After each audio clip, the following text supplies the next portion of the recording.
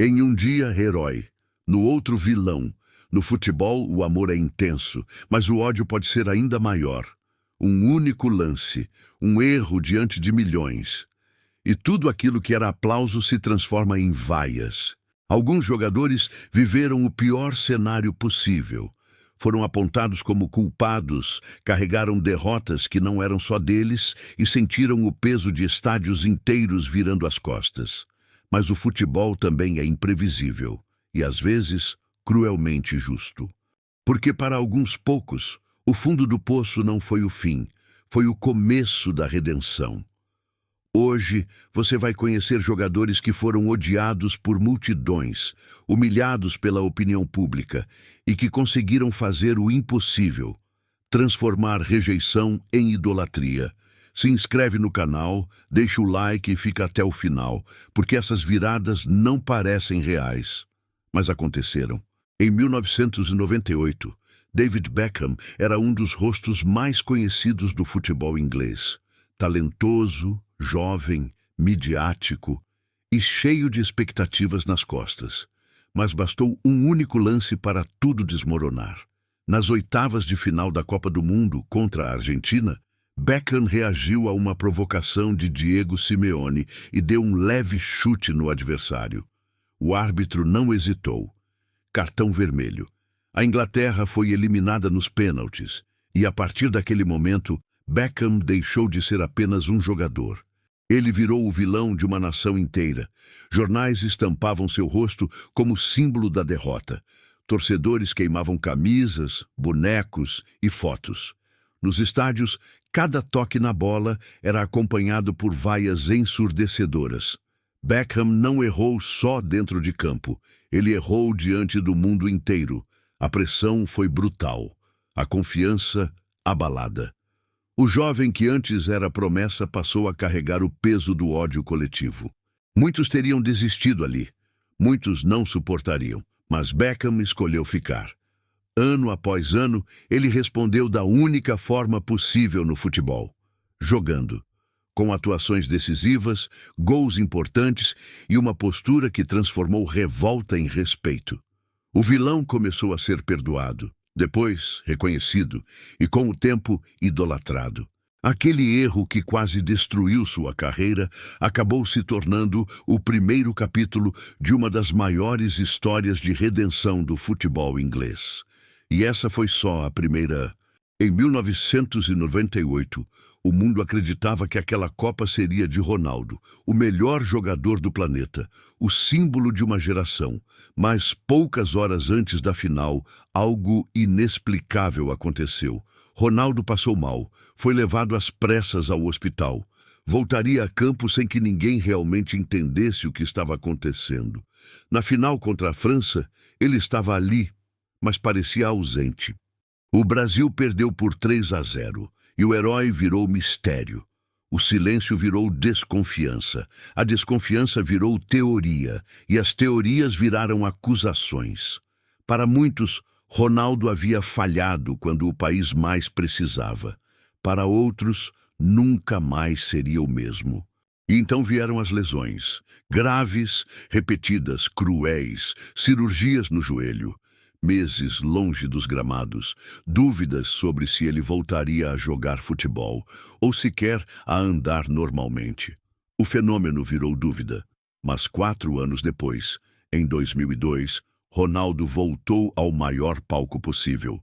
Criticado, questionado, desacreditado. E então ele respondeu com gols. 8 deles. Gols que levaram o Brasil ao título mundial. Gols que apagaram o trauma. Gols que transformaram dúvida em lenda. O jogador que quase teve sua carreira encerrada terminou aquela Copa como herói eterno. O peso da final de 98 não o destruiu, ele o carregou, até transformá-lo em redenção. Mas nem todos tiveram sua volta tão rápida. Por anos, Lionel Messi ouviu uma frase que doía mais que qualquer derrota.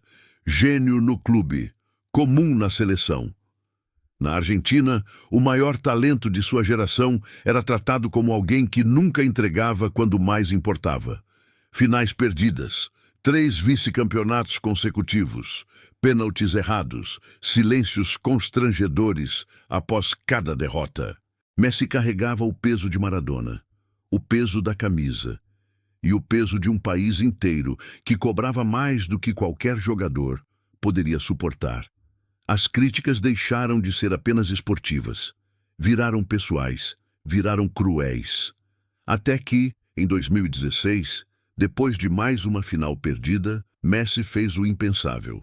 Ele se aposentou da seleção argentina. Mas foi um choque, para muitos uma fuga, para outros um pedido silencioso de socorro. Mas Messi voltou, e voltou diferente, mais maduro, mais líder, mais humano. Em 2022, no Catar, ele entrou em campo sabendo aquela era sua última chance. E ele não fugiu da responsabilidade. Ele chamou o jogo, chamou o time, chamou a história, gols decisivos, assistências, atuações históricas. Na final, sob a maior pressão possível, Messi não se escondeu.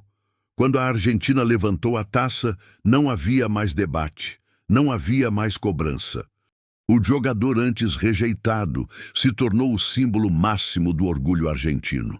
O tempo absolveu quem resistiu e transformou críticas em amor eterno, mas nem toda redenção precisa de perfeição.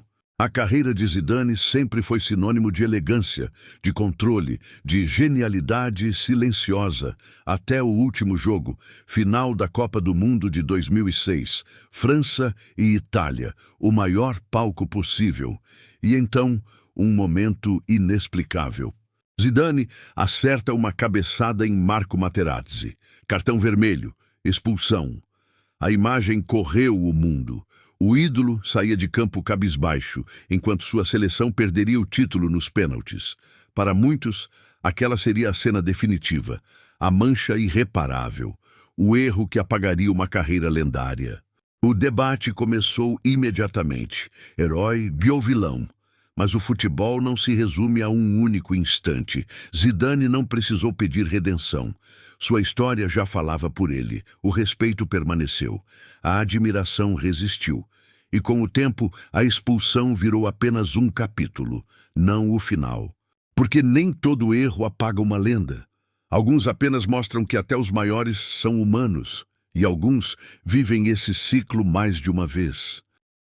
Poucos jogadores dividiram tanto opiniões quanto Cristiano Ronaldo.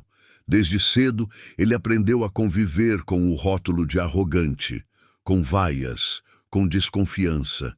Em diferentes momentos da carreira, foi tratado como vilão, como problema, como alguém maior que o clube. Saídas conturbadas, conflitos públicos, críticas constantes. Mas Cristiano nunca tentou ser amado. Ele tentou ser o melhor. Sob pressão extrema, ele respondeu com gols, com títulos, com recordes que pareciam inalcançáveis. O tempo passou, as emoções esfriaram e a história começou a ser escrita com mais distância. O jogador antes rejeitado passou a ser respeitado, depois admirado e, finalmente, reconhecido como um dos maiores que já pisaram em um campo. O ódio não desapareceu, mas perdeu força diante da eternidade. No futebol, ninguém é herói para sempre, e ninguém é vilão para sempre. O mesmo estádio que vaia é o que aplaude. A mesma multidão que aponta o dedo é a que levanta bandeiras. Esses jogadores erraram, caíram, foram humilhados diante do mundo, mas não fugiram. Eles ficaram, aguentaram e transformaram o peso do ódio em combustível para a história. Porque no futebol, a redenção emociona mais do que a perfeição. E talvez seja por isso que a gente ama tanto esse esporte. Porque ele não fala só de gols, fala de gente. Se esse vídeo te fez refletir, deixa o like. Isso ajuda muito o canal a crescer. Se inscreve no canal para não perder as próximas histórias do futebol que marcam gerações. E comenta aqui embaixo qual jogador você já odiou e depois passou a respeitar ou idolatrar, porque o futebol não esquece, mas também sabe perdoar. E a próxima redenção pode estar a um erro de distância,